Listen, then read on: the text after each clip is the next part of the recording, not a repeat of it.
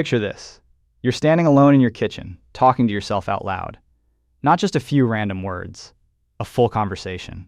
You make a point, pause, think it through, then answer yourself. For a second, you stop because you think you heard a noise. Then you keep going.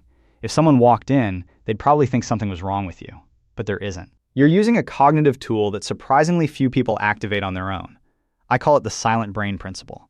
And once you understand it, you'll never look at silence or solitude the same way again. There are 3 behaviors that reveal this principle. First, talking to yourself out loud. When you speak your thoughts, you transform vague mental noise into something you can actually examine. Language forces your brain to organize ideas, choose one thought, and hear it clearly. Psychologists call this private speech, and research has shown that people who talk themselves through a problem often solve it faster. Even when nobody else is around, you're creating the same mental process, becoming both the speaker and the listener.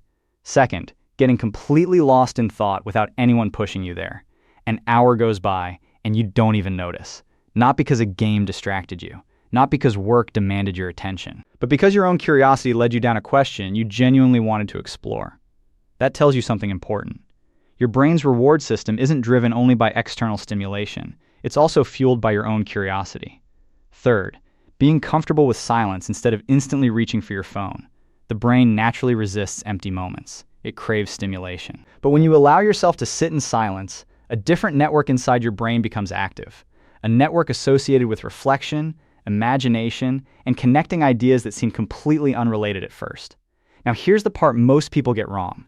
People assume that talking to yourself or spending long periods lost in thought means something is wrong with you.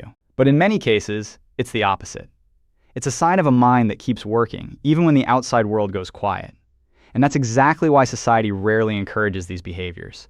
Talk to yourself, and people think you're strange. Sit quietly for too long, and someone tells you to check your phone or do something productive, so you learn to hide it. You learn to bury what might actually be a sign of deep thinking beneath embarrassment and self-consciousness. The good news? You haven't lost this ability. It has simply been waiting for a space where it isn't judged. Don't start with an hour of silence. Start with 5 minutes. Put your phone away.